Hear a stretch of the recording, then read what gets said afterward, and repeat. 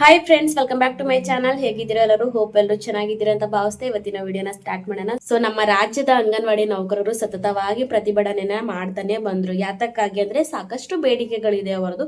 ಅದರಲ್ಲಿ ಕೆಲವೊಂದು ಅತಿ ಮುಖ್ಯವಾದ ಬೇಡಿಕೆ ಅಂದ್ರೆ ಅಂಗನವಾಡಿ ನೌಕರರ ಗೌರವಧನ ಏರಿಕೆ. ಜೊತೆಗೆ ಎಲ್ಲಾ ಅಂಗನವಾಡಿ ನೌಕರರಿಗೆ 2011ರಿಂದನೂ ಗ್ರಾಜ್ಯುಯಿಟಿ ನೀಡಬೇಕು ಸರ್ಕಾರ. ಇದು ಕೋರ್ಟಿಂದ ಬಂದಿರುವಂತಹ ತೀರ್ಪು ಕೂಡ ಆಗಿರುತ್ತೆ. ಆದ್ರೆ ಸರ್ಕಾರ ಆ ರೀತಿ ಮಾಡೋದಿಲ್ಲ. 2020-21ರಿಂದ ಏನು ಮಹಿಳೆಯರು ನಿವೃತ್ತ ಹೊಂದಿದಾರೋ ಸೊ ಅಂತಹ ಮಹಿಳೆಯರಿಗೆ ಮಾತ್ರ ಸರ್ಕಾರ ಗ್ರಾಜ್ಯುಯಿಟಿನ ನೀಡ್ತಾ ಬಂದಿದ್ದಾರೆ. ಅದರ ವಿರುದ್ಧವಾಗಿ ಅಂಗನವಾಡಿ ನೌಕರರು ಹೋರಾಟ ಸಹ ನಡೆಸಿದ್ರು. ಸೊ ಅವರಿಗೆಲ್ಲ ಈಗ ಒಂದು ಹೋರಾಟಕ್ಕೆ ಪ್ರತಿಫಲ ಸಿಕ್ಕಿದೆ ಅಂತಾನೆ ಹೇಳ್ಬೋದು. ಅದೇನಪ್ಪಾ ಅಂದ್ರೆ 2011ರಿಂದ ನಿವೃತ್ತ ಹೊಂದ ಮಹಿಳೆಯರಿಗೂ ಕೂಡ ಗ್ರಾಚ್ಯುಟಿನ ನೀಡುತ್ತೆ ಸರ್ಕಾರ ಇನ್ನು ಮುಂದೆ ಅನ್ನೋ ಮಾಹಿತಿನ ಸರ್ಕಾರದಿಂದ ತಿಳಿದು ಬಂದಿರೋದಷ್ಟೇ ಅಲ್ಲ ಫ್ರೆಂಡ್ಸ್. ಮಹಿಳಾ ಮತ್ತು ಮಕ್ಕಳ ಕಲ್ಯಾಣ ಇಲಾಖೆ ಸಚಿವೆಯಾಗಿರುವ ಲಕ್ಷ್ಮಿ ಹೆಬ್ಬಾಳ್ಕರ್ ಮೇಡಮ್ ಅವರು ನೀಡಿರುವಂತಹ ಹೇಳಿಕೆಯ ಕ್ಲಿಪ್ ಕೂಡ ಬರುತ್ತೆ. ಅದು ಕೂಡ ನಿಮ್ಮ ಮುಂದೆ ಇಡ್ತಾ ಇದ್ದೀನಿ. ದಯವಿಟ್ಟು ವಿಡಿಯೋನ ಕೊನೆವರೆಗೂ ನೋಡಿ. ಇದೇ ನವೆಂಬರ್ 19ನೇ ತಾರೀಕು ಅಂಗನವಾಡಿ ಓಪನ್ ಆಗಿ 50 ವರ್ಷ ಸಂಪೂರ್ಣವಾಗಿರೋದ್ರಿಂದ ಇಂದಿರಾ ಗಾಂಧಿಯವರ ಹುಟ್ಟುಹಬ್ಬ ಇರೋದ್ರಿಂದ ಕೂಡ ಆ ಒಂದು ಸಮಾರಂಭದಲ್ಲಿ ಅಧಿಕೃತವಾಗಿ ಘೋಷಣೆ ಮಾಡಲಿದ್ದಾರೆ ಅನ್ನೋ ಮಾಹಿತಿನೂ ಸೊ ವಿಡಿಯೋ ಬರುತ್ತೆ. ವಿಡಿಯೋನ ಕೊನೆವರೆಗೂ ನೋಡಿ. ಹಾಗೆ ಇದೇ ಮೊದಲನೇ ಬಾರಿ ಯಾರಾದರೂ ನಮ್ಮ ವಿಡಿಯೋಸ್ನ ನೋಡ್ತಾ ಇದ್ದೀರಾ ದಯವಿಟ್ಟು ನಮ್ಮ ಚಾನಲ್ನ ಸಬ್ಸ್ಕ್ರೈಬ್ ಮಾಡ್ಕೊಳ್ಳಿ. ಹಾಗೆ ಪಕ್ಕದಲ್ಲೇ ಕಾಣುವ ಬೆಲ್ ಐಕನ್ನ ಕ್ಲಿಕ್ ಮಾಡಿ ಅಲ್ಲಂತ ಸೆಲೆಕ್ಟ್ ಮಾಡ್ಕೊಳ್ಳಿ ಫ್ರೆಂಡ್ಸ್. ವಿಡಿಯೋನ ಕೊನೆವರೆಗೂ ನೋಡೋದು ಮಾತ್ರ ಮರಿಬೇಡಿ.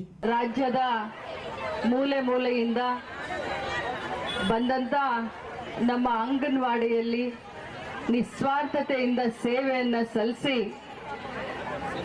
ಇವತ್ತು ಗ್ರಾಚ್ಯುಯಿಟಿ ಬೇಕು, ನಮಗೆ ನಮ್ಮ ಸೇವೆಯನ್ನ ನೀವು ಪರಿಗಣಿಸಿ ಅಂತ ಹೇಳ್ತಾ ಇದ್ದೀರಾ. ಇನ್ನು ಯಾಕೆ ಕೊಡ್ತಾ ಇಲ್ಲ ಮೇಡಮ್ ಅಂತ ಇವತ್ತು ನನ್ನೆಲ್ಲ ರಾಜ್ಯದಿಂದ ಆ ಕಡೆ ಮೂಲೆಯಿಂದ ಈ ಕಡೆ ಮೂಲೆಯಿಂದ ಬಂದಂತ ಎಲ್ಲ ನನ್ನ ಅಕ್ಕ ತಂಗಿಯರಿಗೆ ಮತ್ತು ಸಂಯುಕ್ತ ಸಂಘರ್ಷ ಒಕ್ಕೂಟ ಸಮಿತಿ ಇವರ ಆಶ್ರಯದಲ್ಲಿ ನಮ್ಮ ಶಿವಶಂಕರ್ ಅಣ್ಣನವರು ಇರಬಹುದು, ಜಯಮ್ಮನವರು ಇರಬಹುದು, ಮತ್ತು ನಮ್ಮ ನಾಗರತ್ನ ಅಕ್ಕನವ್ರು ಇರ್ಬೋದು, ಮತ್ತು ಬಹಳಷ್ಟು ಜನ ಉಮಾ ಅವರು ಇರ್ಬೋದು, ಬಹಳಷ್ಟು ಜನ ತಮ್ಮ ಧ್ವನಿಯನ್ನ ನನ್ನ ಮಟ್ಟಕ್ಕೆ ಸರ್ಕಾರ ಮಟ್ಟಕ್ಕೆ ತಲುಪಿಸ್ಲಿಕ್ಕೆ ನಿರಂತರವಾಗಿ ಎಲ್ಲರೂ ಪ್ರಯತ್ನವನ್ನ ಮಾಡ್ತಾ ಇದ್ದಾರೆ. ನಾನು ಇವತ್ತಿಗೆ ಈ ವರ್ಷಕ್ಕೆ ಅಂಗನವಾಡಿಗಳು ಪ್ರಾರಂಭವಾಗಿ 50 ವರ್ಷ ಆಯ್ತು. ಸುವರ್ಣ ಮಹೋತ್ಸವವನ್ನ ನಾವು ಆಚರಣೆ ನವೆಂಬರ್ 19ರಂದು ದಿವಂಗತ ಶ್ರೀಮತಿ ಇಂದಿರಾ ಗಾಂಧೀಜಿಯವರು ಅಂಗನವಾಡಿಯವ್ರನ್ನ ಮಾಡಿದ್ರು. ಸೊ ಅವರ ಜನ್ಮದಿನದಂತೆ ಸುವರ್ಣ ಮಹೋತ್ಸವವನ್ನ ಆಚರಣೆ ಮಾಡಬೇಕು ಮತ್ತು ತಮ್ಮನ್ನೆಲ್ಲರನ್ನು ಕರೆದು ಆಚರಣೆ ಮಾಡ್ಬೇಕಂತ ನಾವು ಇವತ್ತು ಸಂಕಲ್ಪವನ್ನ ಮಾಡ್ಕೊಂಡಿದ್ದೇವೆ. ಕೆಲವು ಅಧಿಕಾರಿಗಳ ಅಚಾತುರ್ಯದಿಂದ ನಿನ್ನೆ ಸುಮಾರು ಹೊತ್ತು ನಾನು ಶಿವಶಂಕರನ್ ಅಣ್ಣನವರ ಜೊತೆ ನಾನು ಕೂತ್ಕೊಂಡು ಮಾತನಾಡಿದೆ. ಸುಮಾರು ಬಾರಿ ಜಯಮ್ಮನವರು ತಮ್ಮ ಕಷ್ಟಗಳನ್ನು ನನಗೆ ಹಂಚಿಕೊಂಡಿದ್ದಾರೆ. ಕೆಲವೊಂದು ಅಧಿಕಾರಿಗಳ ಅಚಾತುರ್ಯದಿಂದ ತಮ್ಮ ಗ್ರಾಜ್ಯುಯಿಟಿ 2011ರಿಂದ ನಿವೃತ್ತ ಆದರೂ ಎಲ್ಲರಿಗೂ ಅದು ಸೌಲಭ್ಯ ಜಾರಿ ಆಗಬೇಕಾಗಿತ್ತು. ಆದರೆ 23ರಿಂದ ಅದು ಜಾರಿಯಾಗಿದ್ದು ನನಗೂ ಅನಿಸುತ್ತೆ ಅದು ತಪ್ಪಾಗಿದೆ ಅಂತ ನನಗೂ ಕೂಡ ಮನವರಿಕೆ ಆಗಿದೆ. ನಾನು ಆದಷ್ಟು ಬೇಗ ಇದನ್ನ ಸರಿ ಮಾಡಲಿಕ್ಕೆ ತಿದ್ದಲಿಕ್ಕೆ ನಾನು ಪ್ರಯತ್ನ ಮಾಡ್ತೀನಿ. ತಾವು ತಮ್ಮ ಧ್ವನಿಯನ್ನ ಇಲ್ಲಿ ನಮಗೆ ಮುಟ್ಟಿಸ್ಬೇಕಂತೆಲ್ಲ ಬಂದಿದ್ದೀರಾ.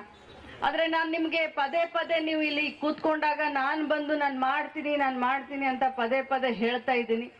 ಏನು ಸರ್ಕಾರ ಕೂಡ ಏನು ದೊಡ್ಡ ಹೊರೆ ಏನು ಆಗೋದಿಲ್ಲ, ನನಗೂ ಗೊತ್ತಿದೆ. ಲೆಕ್ಕಾಚಾರ ಎಲ್ಲ ನನ್ನ ಎದುರುಗಡೆ ಇಟ್ಟಿದ್ದಾರೆ. ಆದ್ರೆ ತಾವು ಸ್ವಲ್ಪ ತಾಳ್ಮೆಯಿಂದ ಇರಿ. ಇಷ್ಟು ದಿನ ತಾಳ್ಮೆಯಿಂದ ಇದ್ದೀರಾ. 11ರಿಂದ 22ರವರೆಗೆ ಅದೇನಿದೆ, ಎಷ್ಟು ಜನ ಇದ್ದಾರೆ ಅನ್ನೋದೆಲ್ಲ ನನಗೆ ಕಲ್ಪನೆ ಇದೆ.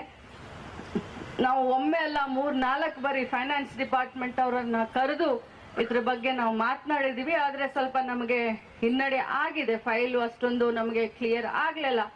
ಬಟ್ ನಾನು ಹಿನ್ನಡೆ ಆಗಿದೆ ಅಂತ ಸುಮ್ಮನೆ ಕೂರೋಳು ಅಲ್ಲ. ಮತ್ತೆ ಈ ಕಾರ್ಯಕ್ರಮವನ್ನ ಮುಗಿಸ್ಕೊಂಡ ತಕ್ಷಣ ನಾನು ಒಮ್ಮೆ ಇಲ್ಲಿ ಭಾಷೆ ಕೊಟ್ಟಿದ್ದೆ. ನಿನ್ನೆ ನನಗೆ ನೆನಪು ಮಾಡಿದ್ರು, CM ಅವ್ರ ಹತ್ರ ಒಂದು ಟೈಮ್ ತಗೊಳ್ತೀನಿ ಅಂತ ಹೇಳಿದ್ರಿ ಮೇಡಮ್ ಅಂತ. ಸೊ CM ಅವ್ರ ಹತ್ರ ಟೈಮ್ ಆದ್ರೂ ತಗೊಳ್ತೀನಿ, ಇಲ್ಲ ಅಂತಂದ್ರೆ ಇವ್ರನ್ನಷ್ಟೇ ಕರ್ಕೊಂಡು ಹೋಗಿ ನಾನು ಮಾತಾಡಿ ಫೈನಾನ್ಸ್ ಡಿಪಾರ್ಟ್ಮೆಂಟ್ ನಲ್ಲಿ ಇದನ್ನ ಕ್ಲಿಯರ್ ಮಾಡಿಸ್ಕೊಡ್ತೀನಿ ಅನ್ನೋಂತ ಮಾತನ್ನ ಹೇಳ್ತೀನಿ. ನಮ್ಮ ಸನ್ಮಾನ್ಯ ಸಚಿವರು ನಾನು ಇದನ್ನ ಮಾಡಿಕೊಟ್ಟೆ ಕೊಡ್ತೀನಿ ಅಂತ. ಆದ್ರೆ ಆ ಮಧ್ಯದಲ್ಲಿ ಸುವರ್ಣ ಮಹೋತ್ಸವದಲ್ಲಿ ಒಂದು ಘೋಷಣೆಯನ್ನ ಮಾಡಿಸಿದ್ರೆ ಇನ್ನೂ ಕೂಡ ಸುವರ್ಣ ಮಹೋತ್ಸವಕ್ಕೆ ನಿಜವಾಗ್ಲೂ ಇವರೇ ಕಾರಣಕರ್ತರು. ಈ ICDS ಅನ್ನ ಹೆಚ್ಚು ಬೆಳೆಸಲಿಕ್ಕೆ, ನಮ್ಮ ವ್ಯವಸ್ಥೆಗಳನ್ನ ತರಲಿಕ್ಕೆ ನಮ್ಗೆ ಆಶ್ವಾಸನೆಯನ್ನ ಕೊಟ್ಟಿದ್ದೀರಿ. ಅಂದು ಘೋಷಣೆ ಆಗೋ ರೀತಿ ಆಗ್ಬಿಟ್ರೆ ಇವರೆಲ್ಲರೂ ಕೂಡ ತಮ್ಮನ್ನ ತಾಯಿ ಅಂತ ಹೇಳಿ ಏನಿವತ್ತು ಬಯಸ್ತಾ ಇದೀವಿ ನಾವೆಲ್ಲರೂ, ಈ ಇಲಾಖೆ ಅವರಿಗೆ ಆ ಒಂದು ಮಹತ್ತರವಾದ ಕೆಲಸ ಆಗುತ್ತೆ ಮೇಡಮ್. ದಯವಿಟ್ಟು 50ರ ಸಂಬಂಧವಲ್ಲೇ ಒಂದು ಆದೇಶ ಮಾಡ್ಲಿಕ್ಕೆ ಒಂದು ಅವಕಾಶ ಮಾಡ್ಬೇಕು ಅಂತ. ಇವತ್ತು ಮುಖ್ಯವಾಗಿ ಏನು ಅಂತಂದ್ರೆ 3 ಸಂಘಟನೆಗಳು ಸಂಯುಕ್ತ ಸಂಘರ್ಷ ಸಮಿತಿ ಆಶ್ರಯದಲ್ಲಿ ನಾವು ಈ ಒಂದು ಹೋರಾಟಕ್ಕೆ ಕರೆ ಕೊಟ್ಟಿದ್ವಿ. ಇದರಲ್ಲಿ ಪ್ರಮುಖವಾಗಿ ನಮ್ಮ ಹೋರಾಟದ ಉದ್ದೇಶ ಏನು ಅಂದ್ರೆ 2011ರಿಂದ ಅಂಗನವಾಡಿ ಕಾರ್ಯಕರ್ತರಿಗೆ ಸಹಾಯಕಿಯರಿಗೆ ನಿವೃತ್ತಿ ಆದವರಿಗೆ ಸುಪ್ರೀಂ ಕೋರ್ಟ್ ಆದೇಶದ ಪ್ರಕಾರ ಅವರಿಗೆ ಗ್ರಾಚ್ಯುಟಿ ಕೊಡಬೇಕು ಅನ್ನೋ ಒಂದು ತೀರ್ಮಾನ ಆಗಿತ್ತು. ಆದರೆ ಕೆಲವು ಅಧಿಕಾರಿಗಳ ಬೇಜವಾಬ್ದಾರಿತನದಿಂದ, ನಾನು IAS ಅಧಿಕಾರಿಗಳ ಬೇಜವಾಬ್ದಾರಿತನದಿಂದ 2023-24ನೇ ಸಾಲಿನಲ್ಲಿ ನಿವೃತ್ತಿ ಆದವರಿಗೆ ಕೊಟ್ಟು 2011ರಿಂದ ನಿವೃತ್ತಿ ಆದಂಥವ್ರಿಗೆ ಕಂಪ್ಲೀಟ್ ಈ ಗ್ರಾಚ್ಯುಟಿ ಹಣ ಕೊಡಿಲ್ಲ. ಈಗ ರಾಜ್ಯದಲ್ಲಿ ಸುಮಾರು 20,000 ಜನ ಅಂಗನವಾಡಿ ಕಾರ್ಯಕರ್ತರು ಸಹಾಯಕಿಯರು ನಿವೃತ್ತಿಯಾಗಿದ್ದಾರೆ.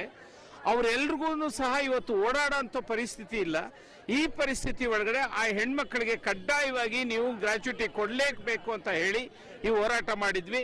ನಾನು ನಿನ್ನೆನೆ ಅವ್ರಿಗೆ ಹೋಗಿ ಹೇಳಿದ್ದೆ, ನಾನು ದಯವಿಟ್ಟು ತಾವು ಬನ್ನಿ, ಅಂಗನವಾಡಿ ಕಾರ್ಯಕರ್ತರಿಗೆ ಸಹಾಯಕಿಯರಿಗೆ ನೇರವಾಗಿ ಈ ನಿವೃತ್ತಿ ವೇತನದ ಬಗೆಗೆ ನೀವು ಕೊಡಲೇಬೇಕು ತೀರ್ಮಾನ ಮಾಡಬೇಕು ಅಂತ ಸರ್ಕಾರ ಒಪ್ಕೊಂಡಿದೆ. ಈ ಸುಮಾರು 200 ಕೋಟಿ ರೂಪಾಯಿ, ಅದು ಸರ್ಕಾರಕ್ಕೇನು ದೊಡ್ಡದಲ್ಲ. ಈ ಹೆಣ್ಮಕ್ಳು ನಿವೃತ್ತಿ ಆದ ಸುಮಾರು 50 ವರ್ಷಗಳಿಂದ ಸೇವೆ ಮಾಡಿದ್ದಾರೆ. ಇದನ್ನಿವತ್ತು ಮಂತ್ರಿಗಳು ಬಂದು ಭರವಸೆ ಕೊಟ್ಟಿರೋದರಿಂದ ನಾನು 3 ಸಂಘಟನೆಗಳ ಪರವಾಗಿ ಸರ್ಕಾರಕ್ಕೆ ಒಂದು ಅಭಿನಂದನೆ ಈ ಸಂದರ್ಭದಲ್ಲಿ ತಿಳಿಸ್ತೇನೆ.